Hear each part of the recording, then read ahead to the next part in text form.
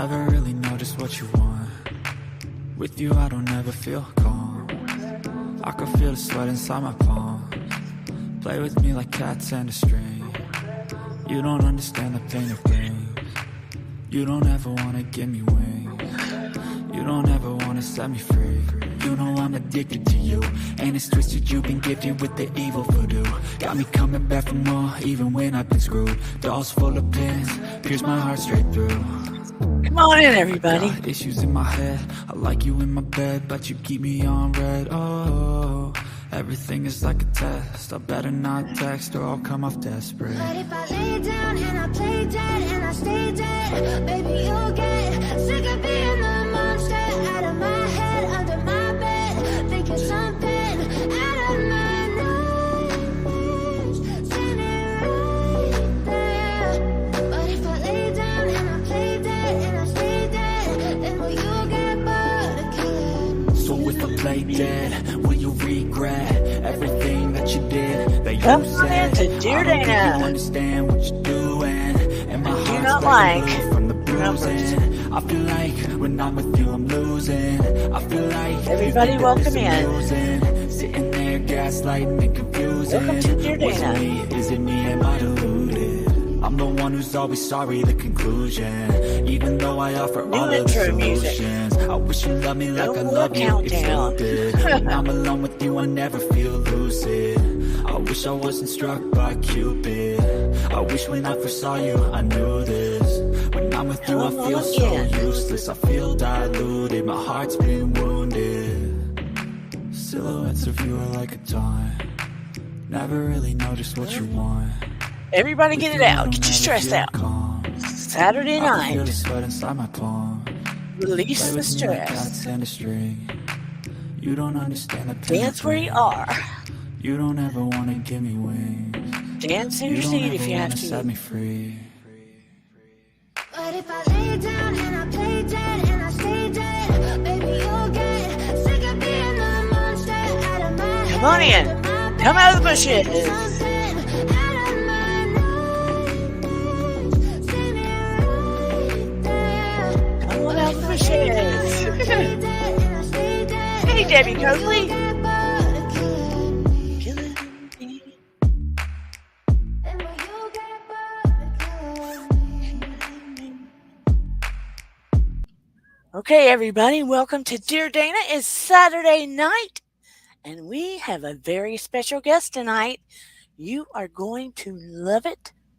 Not love it, love her. And before I bring her out, let me go ahead and drop the intro, because you know sometimes I forget to do that. We're going to drop the intro really, really quick and invite our very beautiful, must I say, special guest. Here we go. Welcome to Dear Dana, and don't forget to like and subscribe.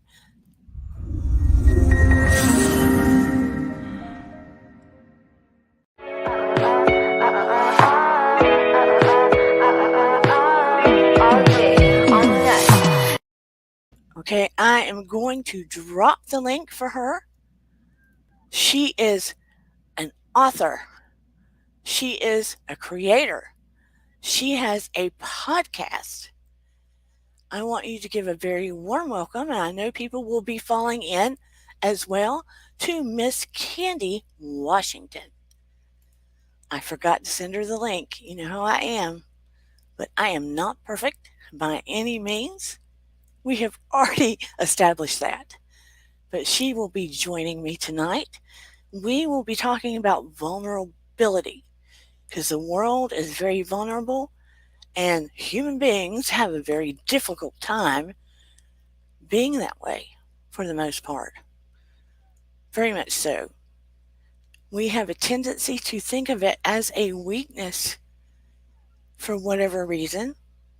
We all want to protect ourselves. And we know definitely on social media, people want to portray perfection. And everybody knows that does not exist.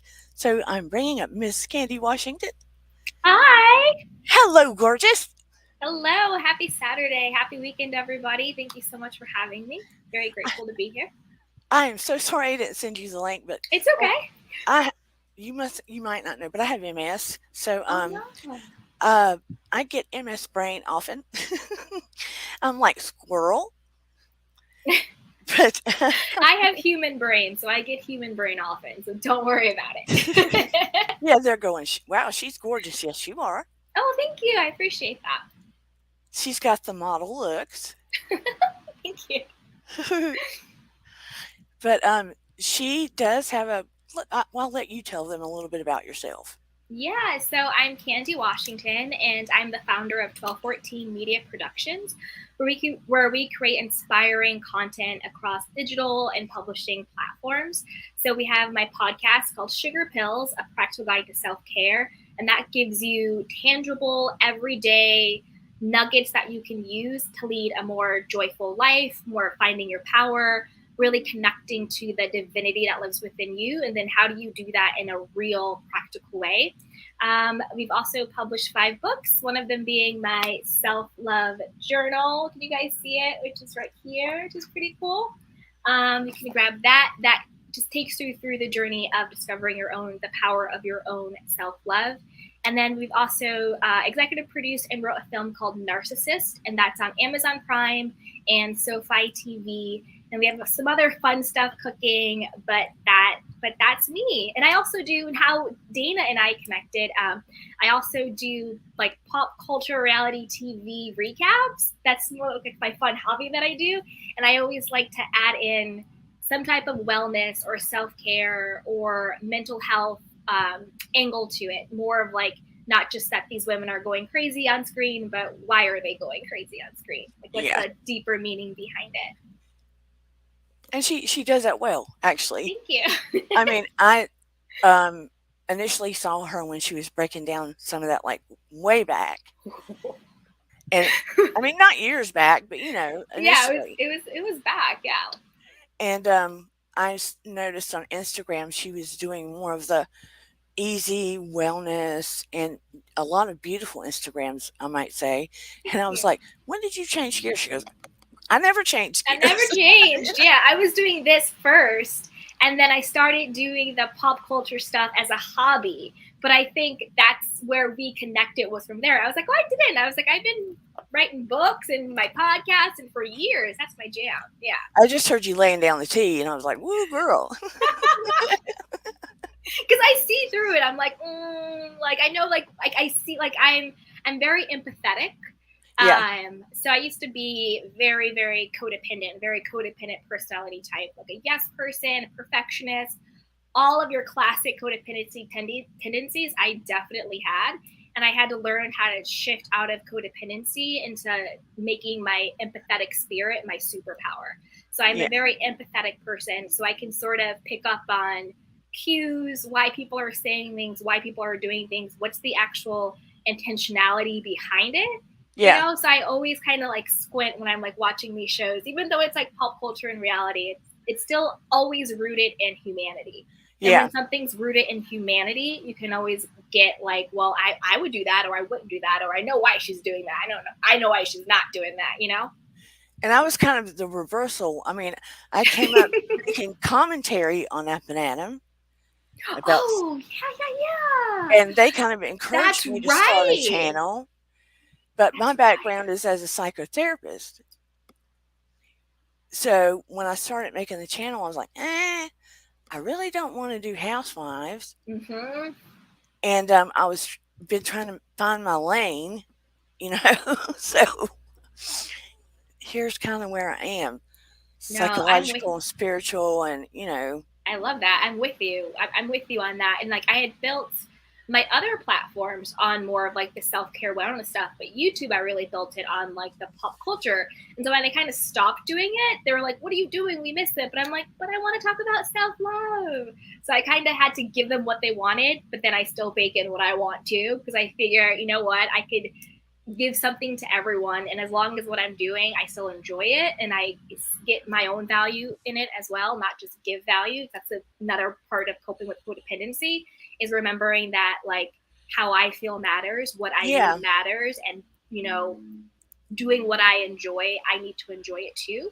And that's okay. So as long as I can find that balance of being in pop culture and being in reality, but without going to that dark side, without Yeah. going to that side. If I can still keep my integrity and do it, then I'll do it.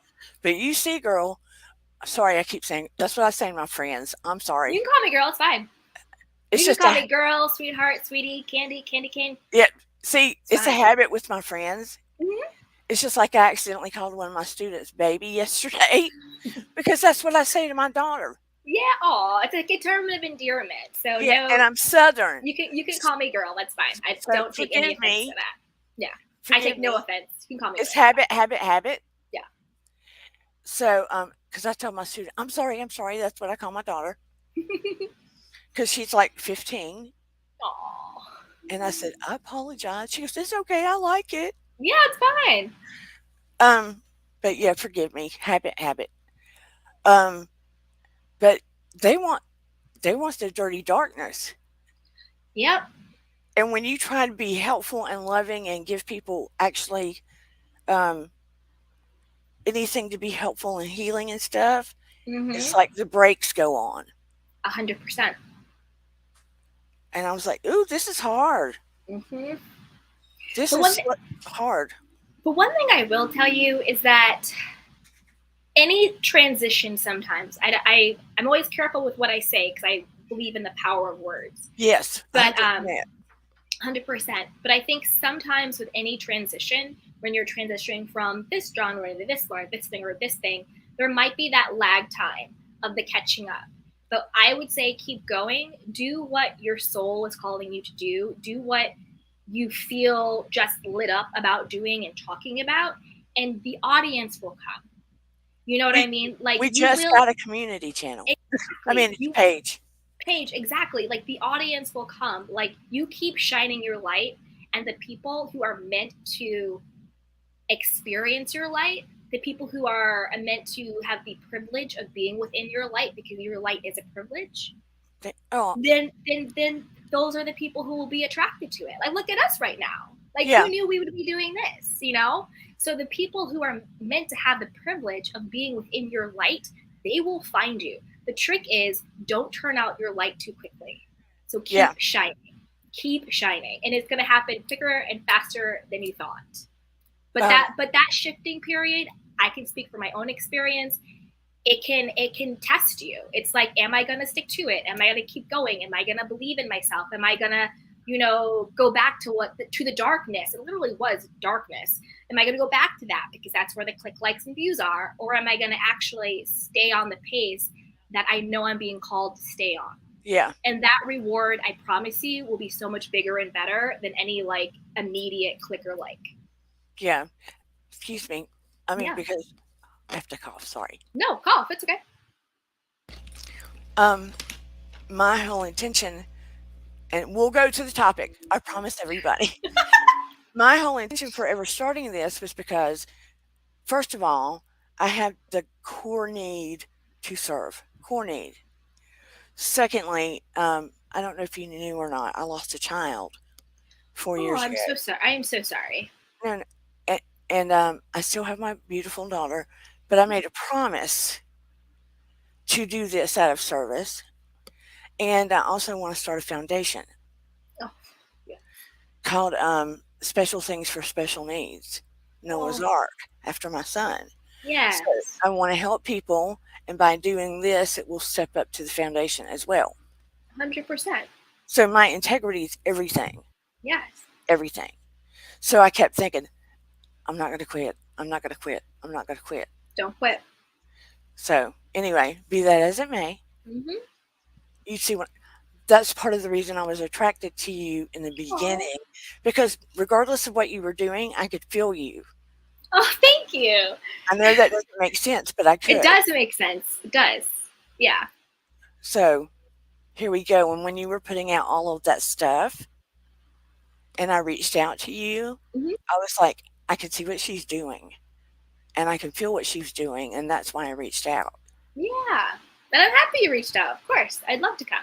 I'm here. So I was amazed when you said yes. And then when you reached back out and I hadn't reached back out to you and you said, hey. Yeah. You want to do it? Let's do it. I'm like, whoa, okay. We'll do this. Yeah. Why not? So, hey, everybody. I'm so glad that you're getting to meet Candy. And everybody that comes in here are amazing people Yeah. with lightness of being. And one of my moderators, this is the most tragic, unusual thing. He's in Australia, and we're still sending love and light to him. He tragically lost his 8-year-old a few weeks ago, and Oh, we're like this. Yeah, no. she So was. Yeah, sorry. yeah. So we're still sending love and light to him, Yes, we are. to Steve and his wife. But tonight we're speaking about vulnerability because I was thinking about that topic and thinking about it, and our world is very vulnerable right now in all areas. Yeah. And we as people are feeling it in all directions, especially empathetic people. The Yes. problem is, we have all been raised to feel like it's a weakness. Mm-hmm. And I know when I was younger, Mm-hmm. my internal motto was keep the upper hand. And I don't mean that as Mm. in controlling anyone. No, I know what you mean. I mean for my life. Yeah. Don't let them see you sweat. Right. Have control of your life. Mm-hmm. Even if I was dating, if I felt like if in any way I could get hurt, Mm-hmm. it would be over. Mm-hmm. I would keep people, I had friends, but I'd keep them Like a distance. at some degree of distance, Yeah. to keep my space safe. Mm-hmm. I didn't share but so much of me, but I would do anything for them, but I asked nothing of them. Very codependent as well. Yeah. Yeah. Yeah. Where it's like where you think you have to have everything figured out. You have to do everything by yourself. You Yeah. can't ask for help. You can't be weak. There's no chink in the armor, but you have to show up and do everything and say yes to meet everybody else's need, because at that, when you operate from that, your core belief is I am not enough. Yeah. Or your core belief is Or I will got be it figured too out. much, right? So it's I am not enough, meaning that if I say no to someone, they're going to leave me. They're going to abandon me. I'm not going to be enough for them. So I have to continuously do, show, prove in order to earn my worth and value from this person.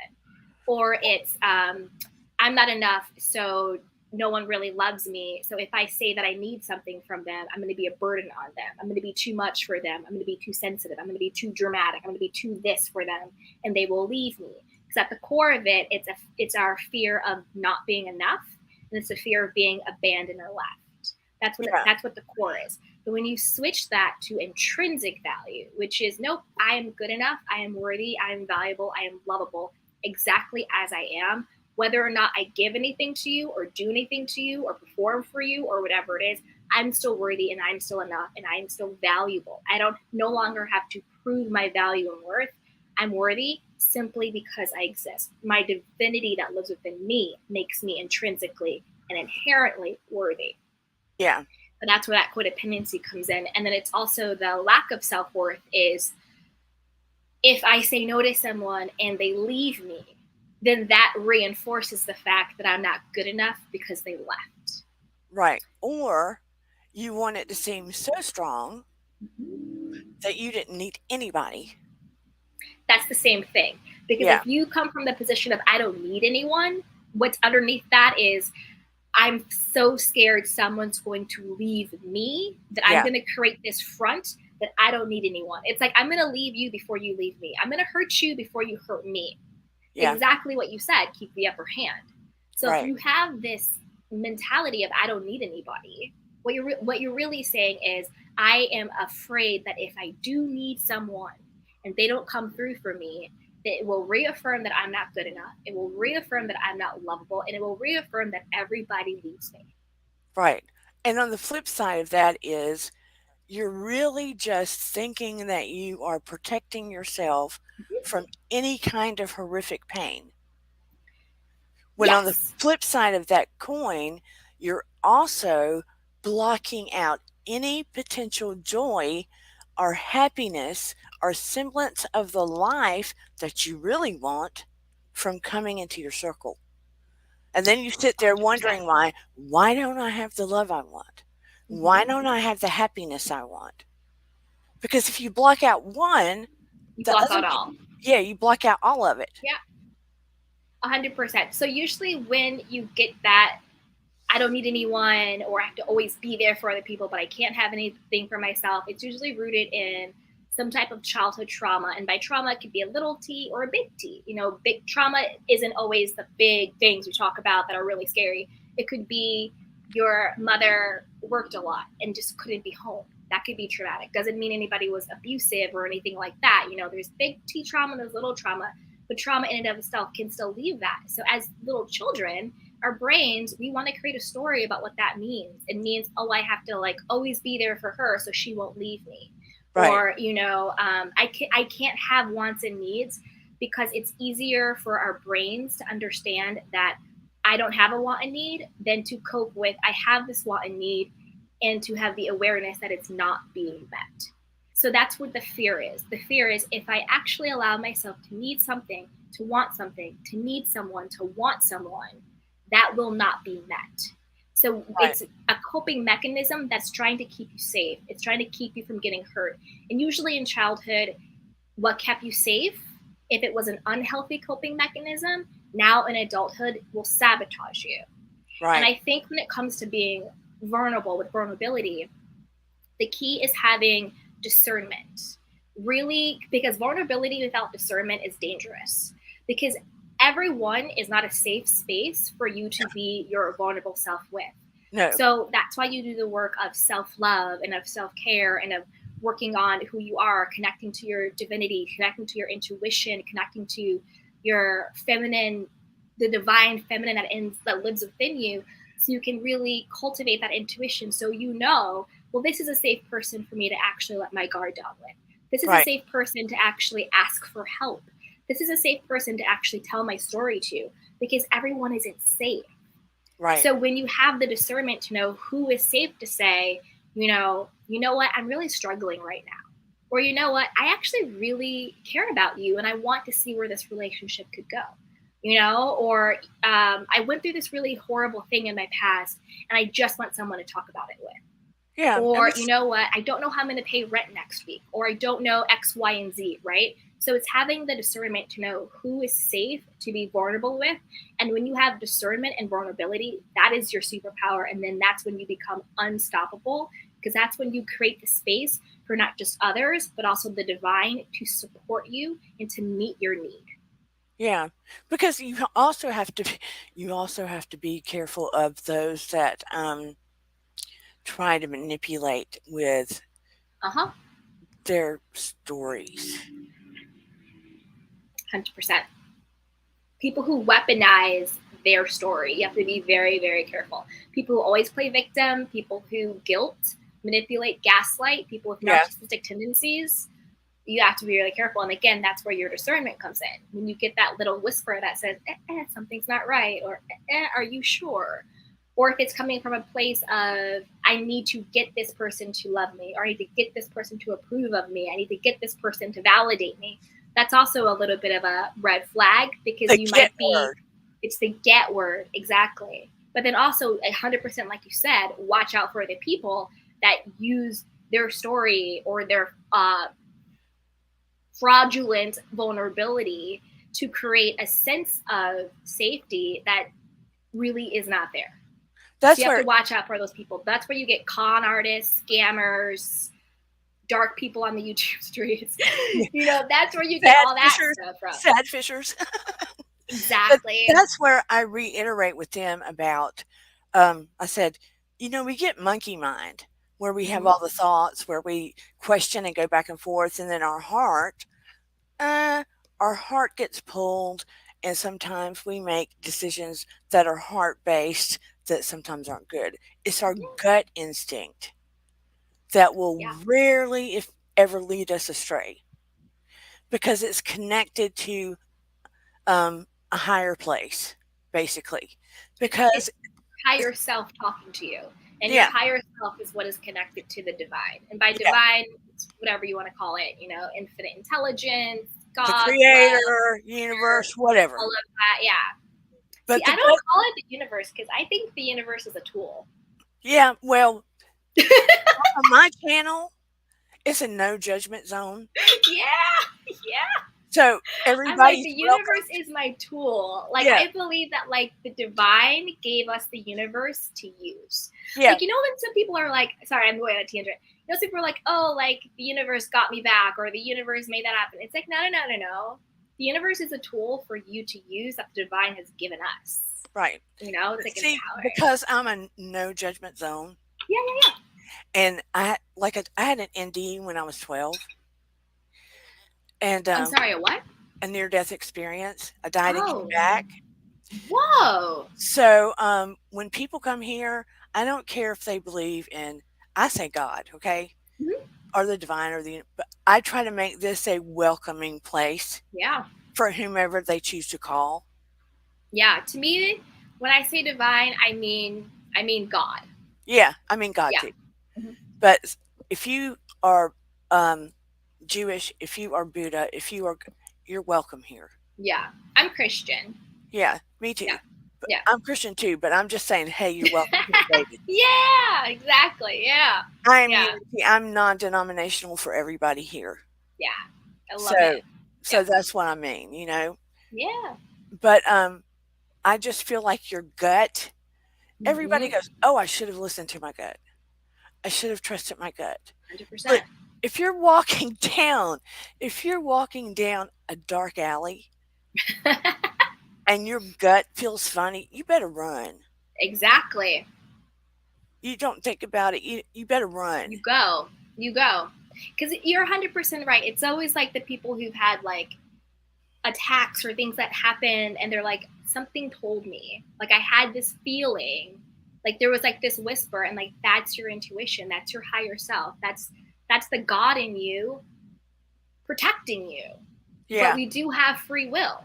So it's up to us if we heed that little voice. And you know what that goes back to? It goes back to two things. It goes back to self-trust and self-confidence.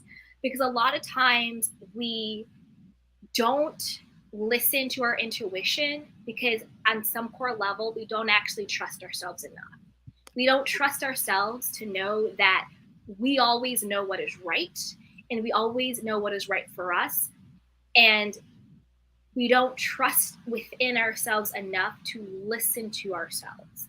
And then also it goes to self-confidence because we're not confident enough to know that no matter what, we are the ultimate authority on ourselves. Right. So even if it's like you're out with your friends and you get that gut feeling, like I don't really want to go to that other bar, that other restaurant, that whatever party. But because you're in your group and you're with your friends and they all want to go, even though you have that little feeling, you decide that you're going to trust what they want more and that you're not confident enough within yourself. So you're going to go with the crowd.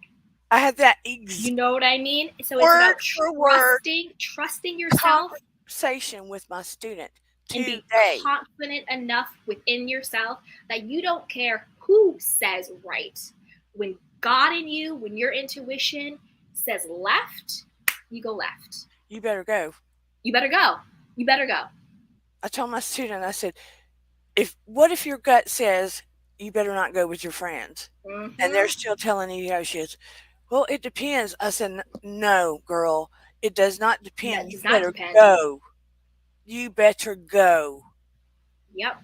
So I asked her again, what if your gut says there's trouble or something bad might happen? I said, whatever, I'm not going to say her name. I said, that could be the difference between a fire in that house or a car wreck. That could be the difference between life and death, to be perfectly honest. It's literally the difference between life and death. Yeah. There are a lot of people who would still be alive today if they listened to that little voice. You know, if they It's listen to literally their a own physical intuition. feeling. It is. It's a physical feeling. Sometimes it's a little whisper of like, no. And sometimes people ask me, what's the difference between your intuition and like anxiety? Like, how do you know that you're not overthinking because you're anxious? And how do you know the difference between your intuition and anxiety? And I think your intuition is always rooted in love, and it's always calm. Like, your intuition speaks to you, that feeling, it's a calm feeling. It's not frantic. It's not all the way around the world. It's a calm feeling, direct. and it's rooted in love, and it's direct. And it's just that little gut, that little whisper saying, go this way, go this way, go this way. It's very calm, and it's rooted in love. And so it doesn't have any adjectives or adverbs or emotions. Exactly. It's like, yeah, it's calm, and it's that whisper in love. And so that's how, to me, I discern the difference between, am I just being anxious? Am I just overthinking something? Am I being paranoid? Or is it actual intuition? Because usually all the other stuff, it's like, what if I do this? What if I do that? What's going to happen? It's kind of that anxious stuff. But when it's that calm, like, no, baby girl, you need to go home. Yeah. You know what I mean? That's when you pack your purse, you say your goodbyes, and baby girl, you better go home. You know, like it's that feeling. But when you, and to me, it's, again, it always goes back to self-love and self-worth. But when you're lacking in those departments in self-esteem, you look outside of yourself for confirmation. And even it can switch back to vulnerability. If you meet a person and you have gotten to know them a little bit, right? And they at no point can be vulnerable with you in any form or fashion. Oof. It's a red flag. Yeah. It is a red flag. Yeah. Both ends. Too vulnerable too soon, and not vulnerable at all. Both of those are red flags. But look, I'm not perfect, but I've got years of study, number one. And number two, my instincts are real good. Yeah. For various reasons. And I sense people very, very well. So I tend to know when I can be vulnerable with them. Yeah. So I will open up with people that I know I can be. And I will shut down with people I know I cannot be. Yeah. And you cannot get me to talk to them about things. Yeah. But with people I feel I can be, I might overshare a little. Yeah. Not a ton. No, that's fine. It all goes back to like if it's just like you were saying before, you know what I mean? You made that great point with the people who like weaponize, or they're like sad fishers. It's that same thing when, if it's too much too soon, but it's not earned, like you're like, I can discern. You're like, I know someone I can open up to. I know can I not from off the bat. Then it's not so much oversharing. It's you've used your discernment, and it's in a good space to share. I mean, sometimes when it's like just too much too soon, where that vulnerability and that intimacy hasn't been earned yet. And when I say overshare, it might be, this is what happened at my house today. It's that kind of oversharing. Yeah, that's fine. This is conversation. You're fine.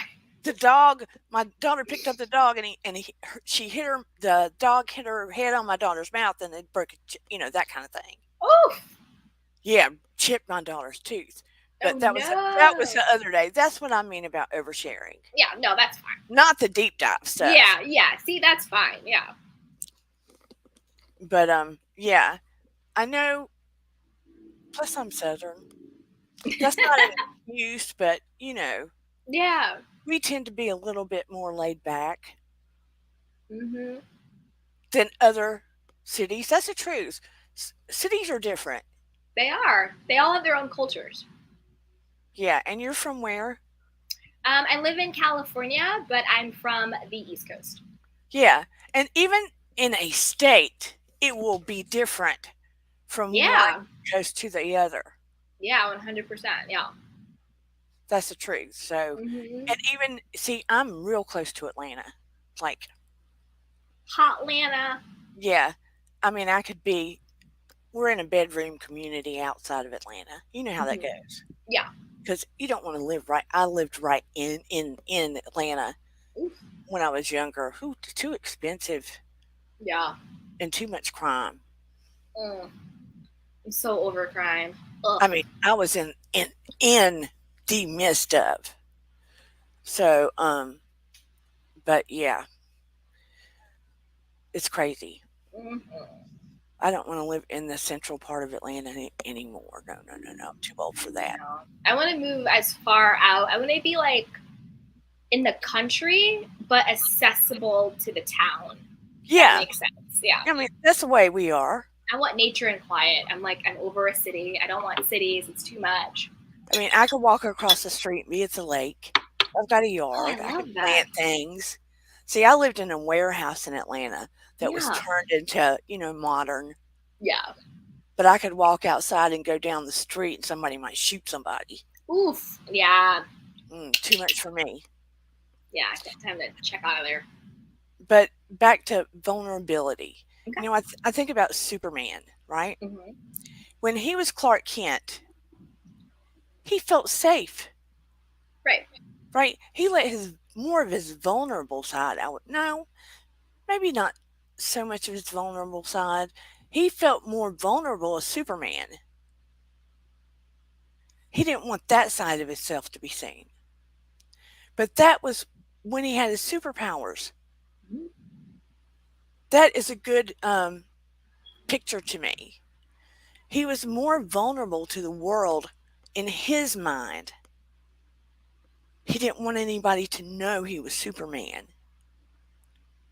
But he let more of his emotion out with Mm-hmm. Lois Lane when he was Superman. He didn't let any of his emotion out with Lois Lane when he was Clark Kent. Right. But he was more vulnerable as Superman. Didn't want anybody to know he was Superman. But that was his vulnerable. Dana, speak. Okay, it's going to come out in a minute. No, you're okay. You're okay. I'll pick up. So I think I definitely see what you're saying, and I'll just talk from like a personal experience I've had over the last week or so. Like I started talking to my girlfriends and hanging out and just like catching up with them because we hadn't seen each other in a while, and I just sort of opened up with them. I was like, I think I realized that like for a couple of months back, I was going through like a little bit of like a depression. Like I'm single, I live by myself. It's like the pandemic. Just everything was going on. Like I had family members that had passed. I had family members that were sick. I was going home and coming back and I didn't realize I had like my car was stolen. It was just like a storm I was going through. Yeah. And during the storm, I had no idea that I was depressed at all. But it was only once I got through it and once I was feeling better and like, just more like myself, only looking back on it, was I like, wow, I was depressed. And so I opened up to my friends and I like told them what I was going through. And then the majority of them were like, yeah, like we've felt the same thing. They were like, oh yeah, I've been depressed about this and I've been depressed about that. And I've been going through this and it's happened to me too. And we just had this like safe space where we were all just sort of like communing and talk and not reveling in being depressed or reveling in going through a hard time, but really authentically, genuinely being there to support each other and to say, you know what, like me too. Like I've had days where you just don't want to get out of bed or you're just stressed about this or this is happening or you feel really isolated, you feel really alone, you're really confused. Like, should I stay here or should I move? Like, going through a breakup, like all of those things, right? Going through transitions, career moves, all of that stuff. But if I had not been vulnerable with my friends, I never would have experienced the healing and the beauty of their support and of them seeing me and of them saying, it's okay. I see you, I hold space for you, and I'm here for you. And then I also would not have I felt so alone when I was going through it. I felt like everybody else had their stuff together. Everybody else knew what they were doing. Everybody else was fine. And I would not have known that I was not alone.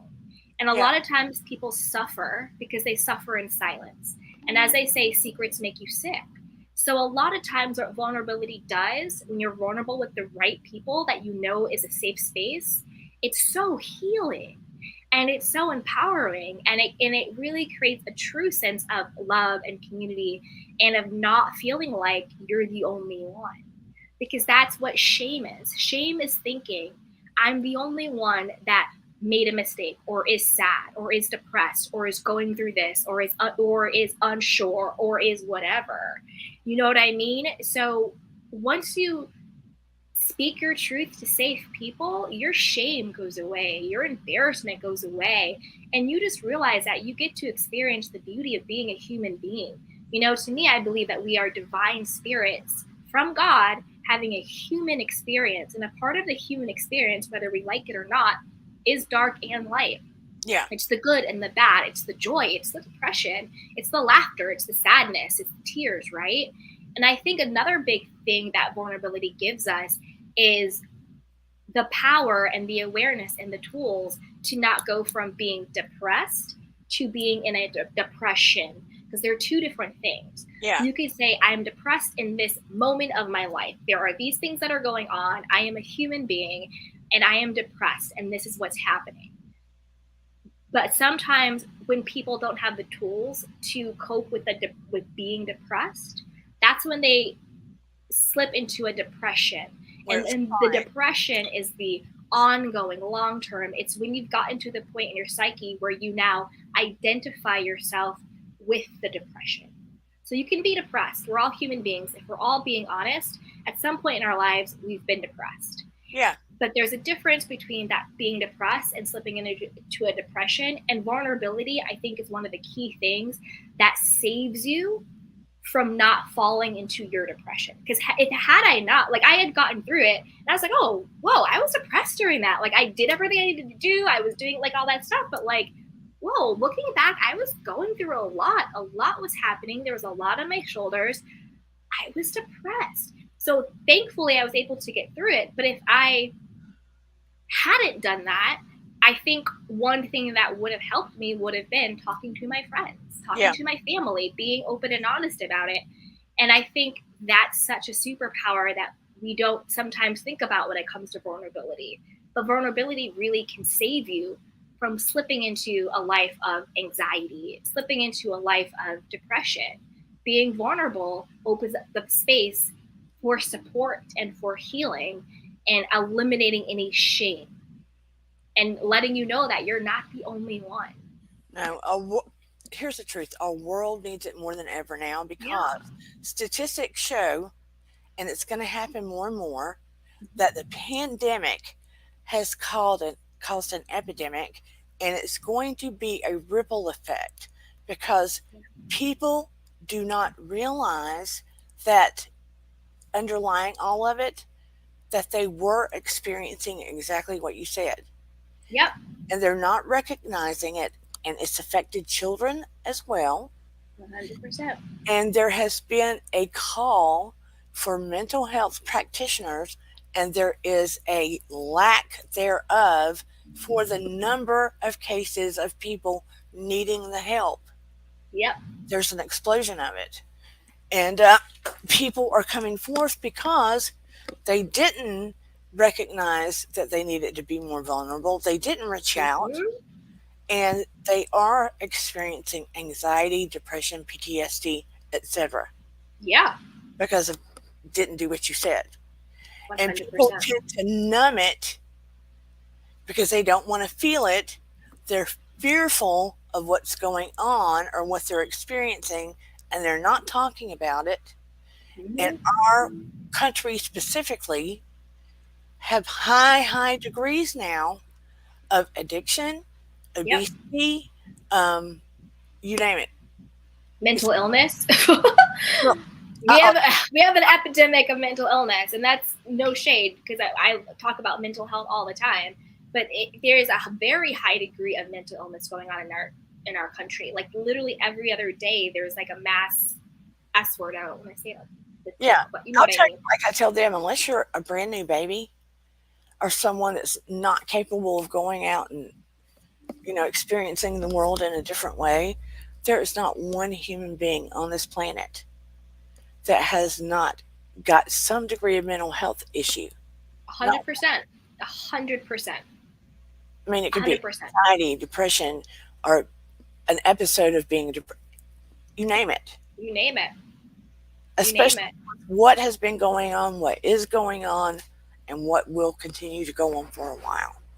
Yeah, and to me, it's scarier when people think that they are infallible. Like, oh, I would never be depressed. I would never have anxiety. I'm 100% fine. People who tell me they're 100% fine to me are the scariest people because I'm like, what's really going on? Yeah, or You know what I mean? I'm like, I'm like, how in this moment in the world could anyone say that they are 100% fine? or they're leading an Instagram life. Yeah, That's very scary. yeah, I mean, I had a live one time about talking about how are you really? hmm Because when I ask somebody how they are, I tell them I really want to know how you are. yeah, It bugs me when everyone goes, "I'm good, I'm fine." When look, are you having a good day? Are you not having a good? Just you don't have to give me everything if you don't want to, but tell me how you really are. yeah. I mean, because I genuinely want to know. I'm one of those crazy people that really want to know how you are. Yeah, I'm not expecting you to say, well, life is hell, unless it is, but I really care. yeah, It was my point. 100%. Yeah, and I think you brought up Instagram. And I think social media sometimes can definitely play a part in mental health and how we feel about ourselves and all of that. I think on the one hand, people consuming social media needs to have a sort of perspective of this is just play. You know what I mean? They're just photos. It's just caption. They're just videos. Like, don't take Instagram or any social media platform as the gospel or the truth on anything. It's like, to me, it's like, would you tell a child who's watching cartoons that is the real world? No, you'd be like, this is entertainment. That's a cartoon. Somebody sat at home and draw it and photoshopped it and all that stuff. That's fine. So I think sometimes when people take, because I even when I was talking to one of my friends, they were like, one of them was like, oh, I thought everything was fine. Like, your Instagram's great. And I'm just like, what's wrong in your head? Like, do you know what I mean? Where it's like consuming someone's Instagram feed, your thought shouldn't be, this is the authority on how they're doing. Right. Pick up the phone, give them It's a a pretty text, picture. talks to them. And I was like, well, yeah, my Instagram is great because even though I'm going through this moment of depression, I still have the tools to take care of what I need to take care of, and I'm okay. Like, you know what I mean? It's just like, it's not the same. It's like social media is not a reflection of reality. So I think sometimes people who consume it need to have a different perspective. And then sometimes I think the people that are the content creators, and we're all content creators, whether you have 1 follower or 10 million, you're still creating content and putting it out there. Right. I think the intentionality matters. If you put it out in order to front on some way, then yeah, that's not being authentic. That's not being right. But if you're just like, you know what, this is my outlet, this is my channel, and I'm going to put out what makes me feel good or what I want to put out there, whatever, then that's fine too. I think both sides need to be accountable. I think the people consuming it need to be accountable for their perspective, and then the people who are giving it and showing it and doing all of that need to be accountable for, are they being authentic and transparent and real in a sense. But I also don't expect social media to be real. It's like, again, like, I don't watch a movie on TV that somebody created and think that's real life. Right. Do you know what I mean? Yeah. So that's kind of the perspective I have on it. I'm like, we have filters, we have editing, we have Photoshop, we have music, we have games, we have all of this stuff. Social media really has become its own little entertainment. I mean, So- all you have to do is look what happened to Johnny Depp and Amber Heard. And I mean, that alone should tell them Yeah. everything's not rainbows and sunshine Mm-hmm. behind the screen. 100%. 100%. Yeah. There are awful things going on. Yeah. Yeah. Sad, sad, sad.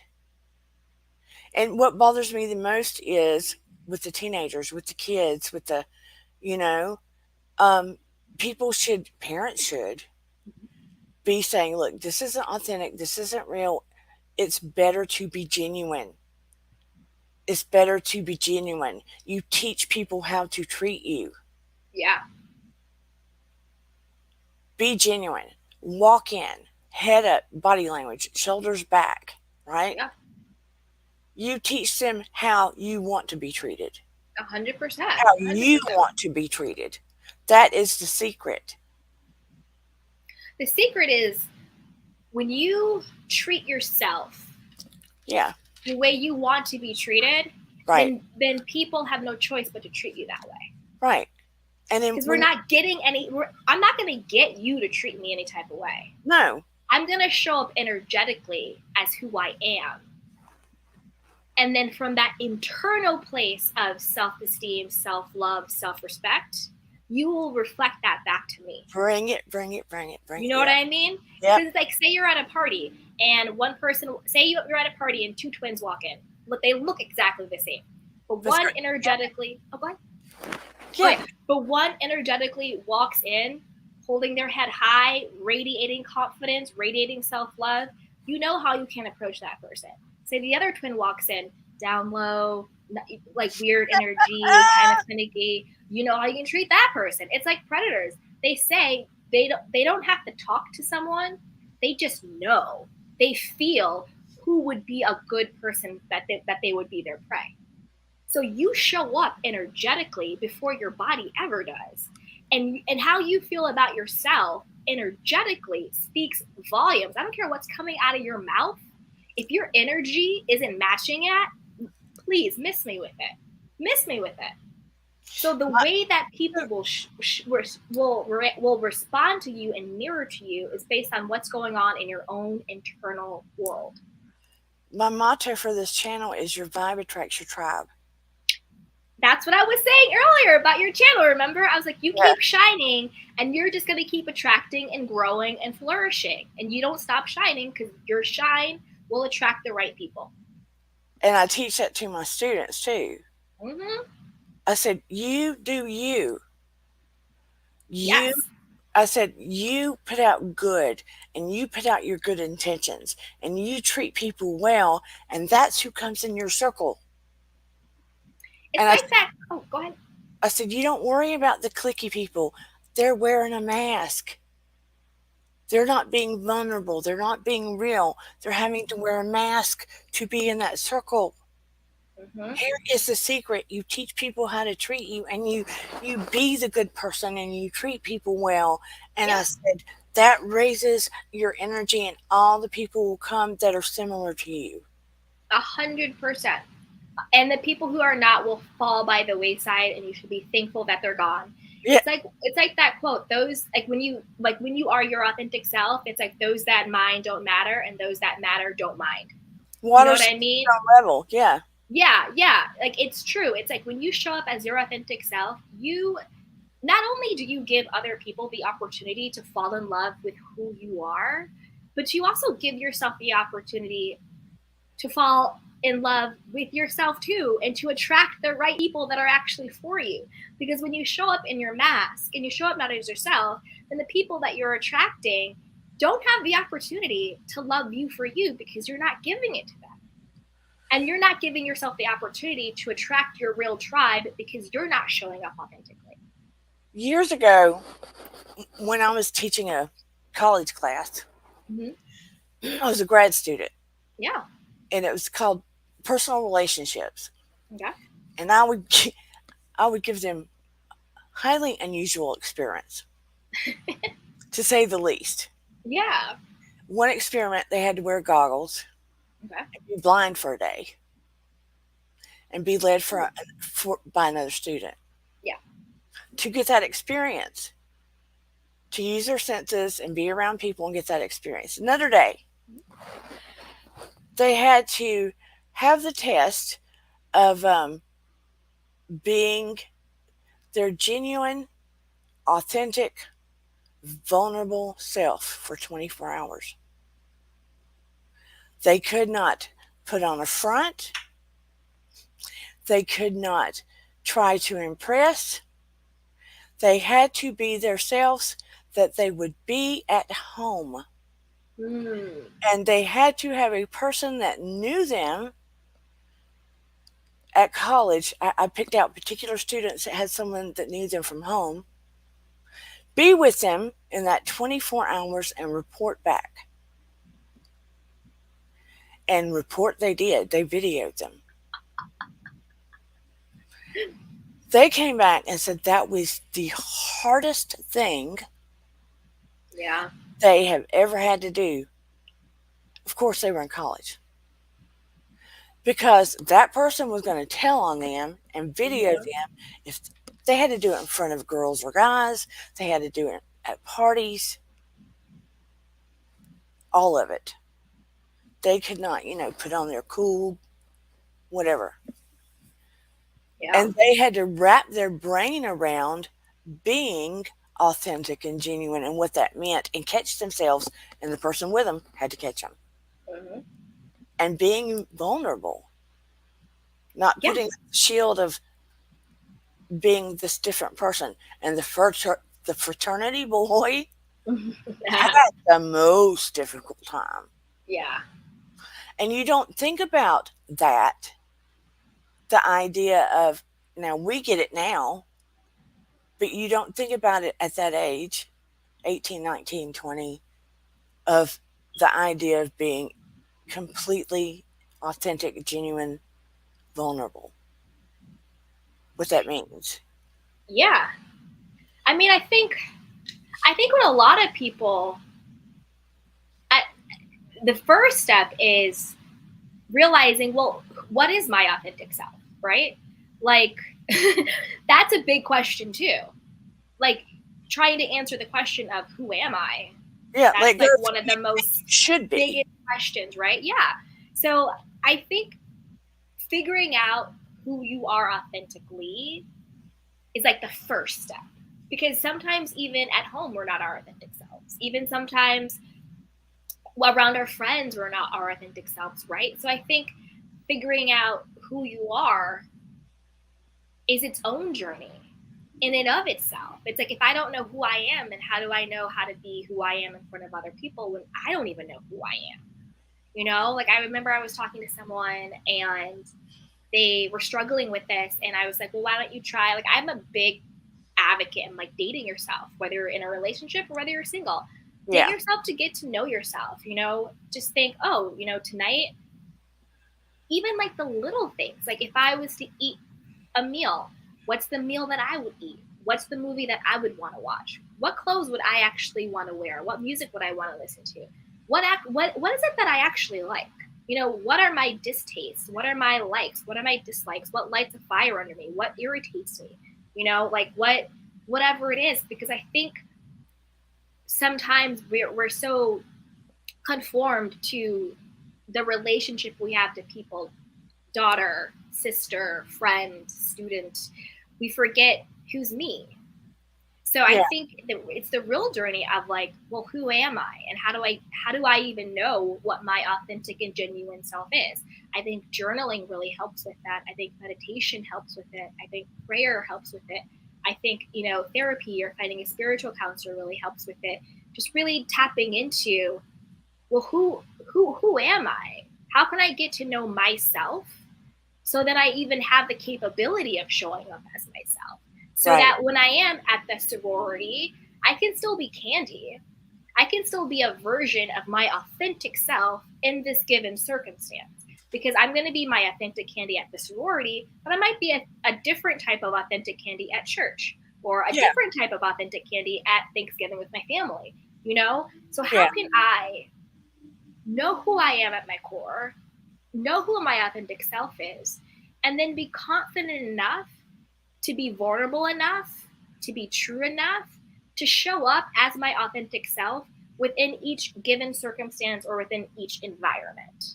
Right. Well, that's kind of a given that you'll be a little different in different relationships, because you're not going to be not for some people.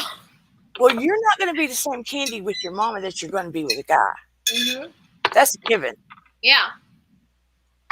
But I mean, just the fact when you're a spiritual self, it's a given, almost necessary, that you're going to be a vulnerable person. I mean, it's almost necessary It's a strength, not to a be able to go weakness. there. That's the thing. I think people sometimes think being vulnerable is a weakness, but it's not. It's a superpower. It's a saving power. Trust me. And it makes you inherently, from the inside out, a different kind of beautiful. 100%. 100%. And it also teaches you how resilient you are. That, oh, I was vulnerable in this moment. And whether or not the person responded the way I wanted them to, well, you know what? I'm still here. I'm still standing. I'm still alive. I'm pretty strong. I'm pretty resilient. I can be vulnerable with someone. And even if I don't get the expected response from them, I'm still okay. Because that's a lot of what the fear is as well. I can't be my authentic self. I can't be vulnerable because if it doesn't go my way, then somehow that means I'm going to crumble. I'm not going to be able to handle it. It actually means I'm not good enough. It actually means I'm not worthy. It actually means I'm not lovable. It actually means all these self-limiting beliefs. That's not true. It just means that now you have the wisdom to know that that person is not a safe person for you. That's literally the only thing that it means. But when we internalize it and we think that their response is a reflection of our worth, that's when we put up the shields of I don't need anyone, I got this, I can't be vulnerable, I'm strong, I'm a yes person, blah, blah, blah, blah, blah. Because we internalize somebody else's response to be a reflection of our worth. And that's simply not true. Their response is simply a reflection of where they are, not of who you are. Another big thing I have seen in the years of doing therapy and stuff is people with vulnerability tend to equate it with looking for the next shoe to drop. Looking, you mentioned vulnerability, and they look for intense things to happen. If you mention great joy or the idea of being vulnerable with a loved one, being vulnerable with a child, the idea of something really severely bad happening after that will pop into their head. Mm-hmm. When they go to the soft place, the super fearful places will automatically come. Yeah, because there's that weird mindset that I actually had to get out of because I learned it where people are fearful of being happy because I think that if they're happy, something bad will happen, or Yeah. that like their happiness can't last. Right? It's that Right. it's that irrational fear of like, well, I can't get too happy. If I get too happy, then something bad's gonna happen, Yeah. or this happiness will be taken away. But that's not true, and it doesn't have to be that way. You can switch your assumption to be, I am happy and happiness always flows to me. Like I am worthy and deserving of joy and happiness and love. My joy is always lasting. Every day I find new ways to be happy. Every day God shows new things that he's going to do in my life. Like every day the blessings flow. I'm allowed to be happier and happier. Every day I wake up more joyful and blessed. And I had to really reprogram my thinking because I had people in my family that had that same superstition, that same limiting belief, whatever you want to call it, of I don't want to get too happy because I'm afraid if I get too happy, something really bad's going to happen. And the reason why something really bad happens is because you believed it. It's a self-fulfilling prophecy. Your beliefs and your thoughts manifest. Yeah. Hey, Patch. I find it fascinating that people are so quick to talk about, like on YouTube, dark stuff, bad stuff, drama. People in life don't have trouble talking about tragedy, what bad might happen. They go to the dark side first. Yeah. But think about it. People will gossip about the worst thing. You rarely hear them talk about joy, happiness, what great is going on. Mm-hmm. all the good stuff, and I, it's fascinating to me. I think that's for a couple of reasons. I think one reason is because sometimes, particularly in our society, we're taught that if you talk about the good or if you talk about good things happening, you're being cocky, you're being selfish, you're being, this, that, oh, who do you think you are, blah, blah, blah, blah. So sometimes we dim our shine because we want to keep other people comfortable. Because other people are speaking from their own insecurity, from their own jealousy, from their own limiting beliefs, from their own stuff. So we feel that if I talk about all the good things that are going on, if I build myself up, then I'm not going to be liked. Right. No one's going to like me if I actually love myself, if I'm actually women are the worst. Women are the worst. Well, who does she think she is? Oh, she got those many followers. She got that endorsement. Well, what is she doing? Well, who does she think she is? She's not better than me. I'm going to show her she's not better than me. Who does she think she is, right? There's that mentality that keeps us playing small, keep us focusing on the negative, keep us not shining because we would rather be liked than to shine. But when you truly love yourself, when you truly have self-worth, you can say, nope, I've done this, this, and this, and I am proud of myself. And that doesn't mean I think I'm better than you. It just means I know I'm not less than you, and I'm allowed to talk about the blessings that God has given me. Right. And see, I like for everybody. Exactly. As long as you're not mean or hateful or hurtful to people. 100%. But I think that's another big reason why. And then I think also just like the human psyche, like we talk about like news and things being posted, it's like that saying, what bleeds leads. So it's like feeding on fear, feeding on the negative, feeding on people's paranoia. So yeah, they're pumping out all this negativity because the negativity is what triggers us. It's what activates us. It's what gets us all in the pain body and going all crazy. But the trick is to remember that you are the authority on you, and you have to use your tools to protect your peace and protect your space. So like I have my public Instagram. Yeah. It seems like I'm on there all the time. I'm not. I will post, I'll do my thing, and then I don't even look at it. Then I have my private Instagram where I only follow positive thank you, baby accounts. Where I only follow positive accounts. I get daily affirmations, I get daily Bible verses, I get manifestation tips, I get good news daily, I get, all that stuff. So I make sure to protect my peace. So I make sure that what I'm consuming is going to make me laugh, it's going to inspire me, it's going to make me feel good. And if I see something that disturbs that peace, I will mute it, I will unfollow it, I will block it, because my peace is where I am right now in my life. My well-being is my first and best priority. So anyone or anything that even seems to threaten my peace cannot stay, because I've done too much work on myself. I've come too far in my life to play around with my peace. I don't play around with it. You want to come and play in my face and try to disturb my peace with your drama, your insecurity, your BS, your darkness, your jealousy, your own stuff. Bye, girl. No longer my problem, boo-boo.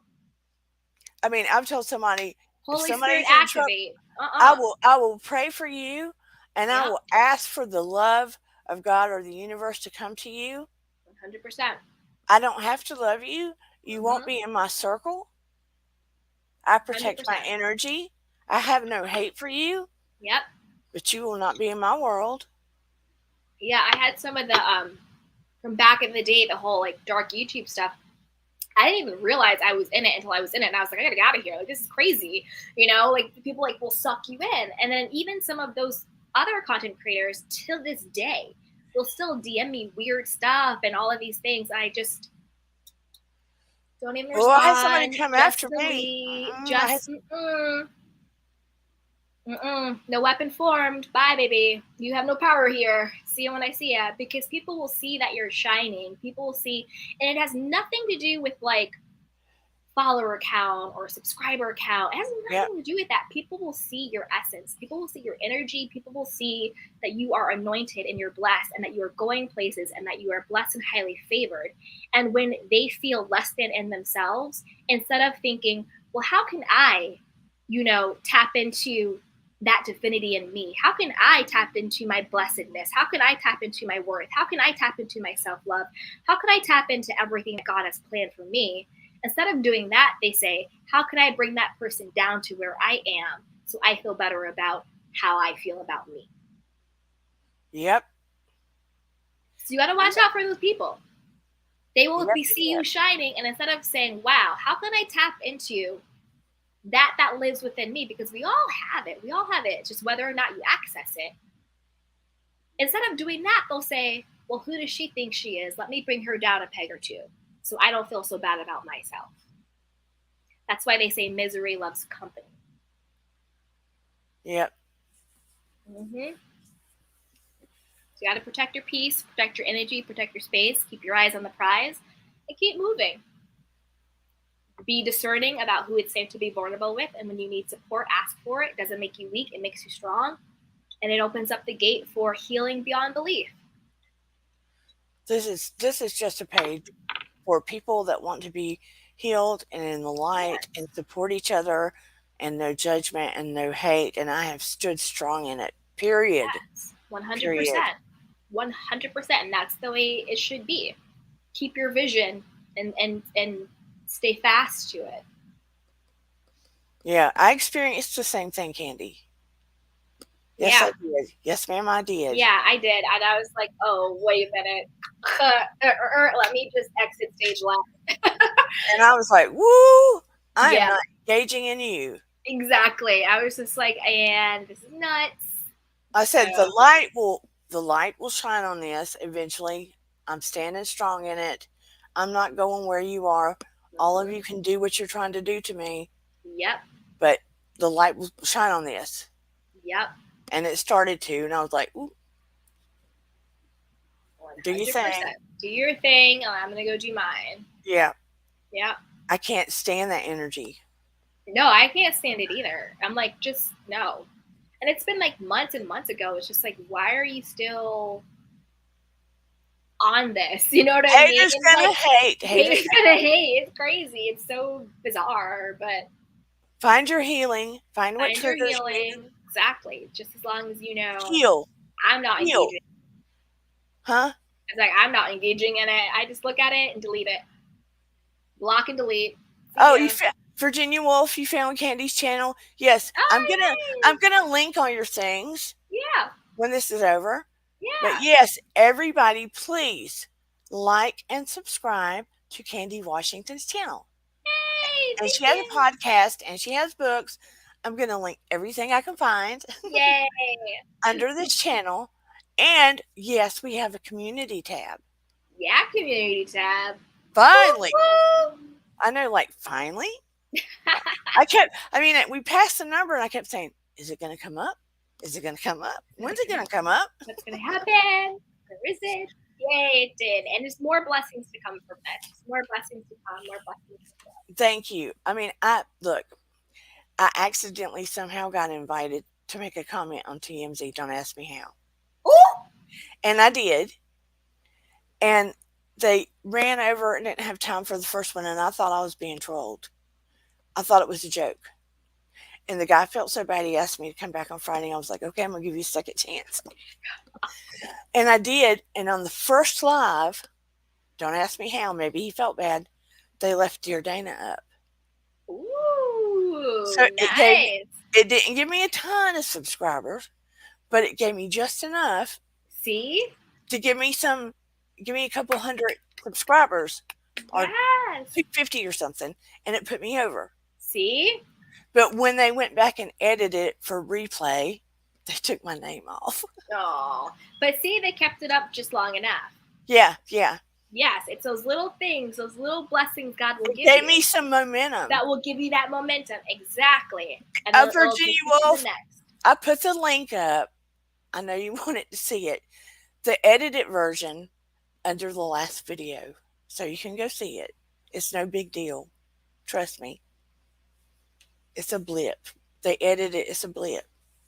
This is for TMZ? That's huge. I know, but some people don't like TMZ, so I don't know if it's a blessing or a curse. It's fine. It's fine. You can turn everything's. It's like I was saying about the universe. Well, it was a blessing for the first one that gave me the bump over. Everything is a tool. It's Yeah. a tool. You know what I mean? Like some people could use TMZ for good, so people use it for bad. It's just a I tool. made a joke out of Elon and Amber Heard, so See, there you go. And it got you bumped up, so it was a tool for good. yeah. But I was like, how'd they find me? I mean, it was so weird, bizarro, you know? Well, that's how God works, though. We never know the how. I, You know, you just were meant to. Like, that's all it is. he You were just DM'd me meant off to. Twitter See? because I put my videos on Twitter. Sometimes I make a comment, Yeah. and it had the little blue circle, and I showed my husband and my daughter, and they were like, are you sure that's real? But it's got the blue dot. You know how it goes. Yeah. Just odd thing. Yeah. So anyway, it was enough to get me a community tab. Yeah. I was so happy. Exciting. We have wanted that so long. Good. Good. And you got it. Yeah. And you got it. And it's just going to be more blessings, more miracles. You're just going to go up from here. You know what I mean? That's it. You're just going to go, you're going to keep going up. You're going to keep shining, and it's going to be all good. Because I went over the year. You know what happened. Well, you don't know if you know what happens. When you go over the year, you're over the year? Yeah, my channel's over a year old. Oh, yeah. So your things get wonky. After 1 year? Yeah, you have to struggle a little harder. Oh, that's no good. Yeah. Well, use shorts. Shorts is a good way to grow. I've just started. You're going to go fast with shorts. Okay, I've just started figuring I'm speaking that for you in existence. You're going to go really fast with shorts. Thank you, Candy. You're welcome, sweetheart. You're welcome. You know, I don't have all that technical acuity. You don't have to do anything. Just, hey guys, what's up? Blah. Cluck. That duck one? Stick out your tongue? You know what I'm talking about on TikTok? All of those silly ones. Yeah, I started watching vidIQ and everything. Mm-hmm. And they're saying, oh, they've changed the rules for the algorithm and all that stuff. You need to do shorts. I'm telling shorts is where you grow. You're going to grow with shorts. So I said, okay, I'll do shorts. Shorts are in right now. Do your shorts. That's yeah, you got to do your shorts. You're going to get a lot of growth from your shorts. Okay. Yeah. So I'm figuring all that out now, and I'm going to make adjustments. Yeah. Even take just like a little 15, 30 second whatever and pop them up on your shorts, throw some hashtags, shorts. You'll get a lot of growth in shorts. Right now, that's where I get the majority of my growth from. It's from my shorts. Oh, really? Mm-hmm. I get the majority of my monetization from my videos, but subscribers through shorts. Okay. See, I'm not monetized yet. Yeah, but you will be very soon, very soon. And we're going to celebrate. And when you get monetized, I'm going to come back on as a guest and we're going to do a celebration. I'm speaking it right now. You are such a precious, beautiful soul. I watch all your stuff on Instagram. Thank you. I appreciate that. I just have always felt like this little connection with you. Oh, thank you. I appreciate that. I really do. But you're very wise. And I hope everybody is getting something. I know I've kept you way too long, but I hope everyone is getting something out of it. Is a superpower to be vulnerable. It's what makes it necessary to connect with people, with friends, with dating. We're not saying be vulnerable with everybody you run into. Right. But when you get that feeling, when you get that sense that you want to connect with people, it's a must. And look, even sometimes when you're trying to get that job, it's necessary to be a little vulnerable, a little. Because if you go in there like a robot, it's not going to happen. Yeah. Because that's going to be what sets you apart a little bit. Especially because there's only one you. There's only one you. And usually the person is, like you said, who gets the job, it's like, oh, there was just something about that person. It's usually not what's on the resume. No. It's like the hiring person is just like, there was something about that person. It was like, I had a feeling about that person. And it's because they were showing who they were authentically. Yeah, because whoever is interviewing you, or even if you meet the boss, they're going to want to feel like they connected with you on some level. 100%. Yeah. It's not saying spill all your guts, but they're going to want to feel like somehow they connected with you or they had a sense of who you were. Yeah, 100%. So it is so much so a superpower. It does not make you weak. Nope. It makes you a human being. And in this world of AIs, Lord have mercy. And bots. And bots. And do you know a lot of these videos that you watch that aren't showing the face, that sound like people, are AIs? It's AI. Yeah. Mm-mm-mm. Not even real. Yeah. I don't like that. Yeah. The voiceovers, AI. It's weird. It's very weird.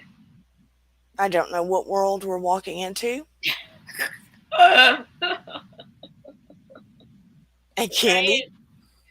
if and when you have kids, if you want to have kids, Oh my ooh, honey, I don't know what the world's going to be like then, and I don't even know if we're going to have cell phones You think it's just going to be like a chip in our head, or in our arm in our arm?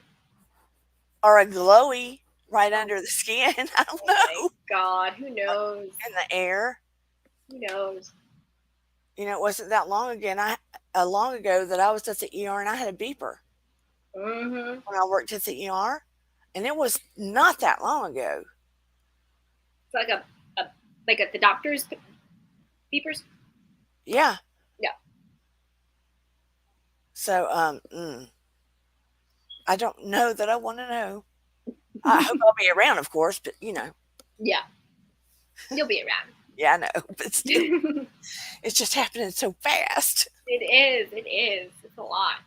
But A lot. I greatly appreciate you. Oh, likewise. Thank you for asking me. I'm really happy you reached out. But everybody, like I said, I'm going to list all her stuff. You know, she has got. I'm going to buy that journal. Oh, yay! Make it closer. I can't see the front of it. Hold on. Is that better? Self Oh, love. is that better? Is that better? Self-love journal. Yes, I can see it that way. Has it got butterflies on it? Yes. You know, everyone Self-love here calls journal. themselves the butterflies. Really? Yeah. Yep, this is it. For that transformation. So I'm going to put all her links below. Everybody throw some butterflies down. Oh, you can't find it to TMZ. You looked. I threw it below the last video. I'll put it in the community tab. I know I put it Yeah. down. Put it in the community tab. Oh, you see, you got another subscriber. Oh, thank you. Yay. You know, everybody in here will be doing it. And we get the replay gang too. So Yes, replay gang. if everybody send her some love, thank you so much. We love you so much. I appreciate You're you. welcome. Thank you. I appreciate it. This has been good. This has been healing for me too. Every time I talk about this stuff, I love to give, and it gives me as well. So thank you. And you know, we were running on the same vibe because when I was sitting here saying, "Yep," she's saying, Mm-hmm. But we will see you soon. Yeah. I appreciate you. I adore you. Likewise. Everybody, take care of yourself. I know I will. I promise. I'm going to make a promise right now because that means I will have to throw it down. I will have your guided meditation tomorrow. Woo!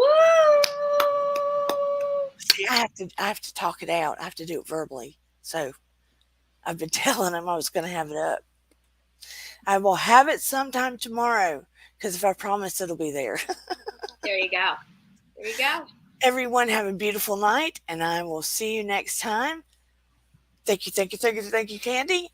Take it easy, and here we go. Bye. Bye, everybody. Dun, dun, dun, dun.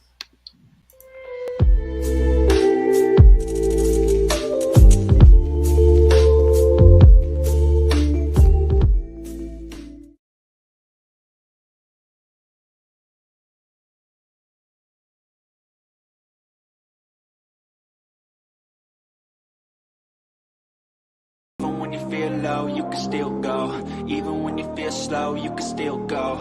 Even when there's no hope, you can still go. I never answer to no, man, I still go.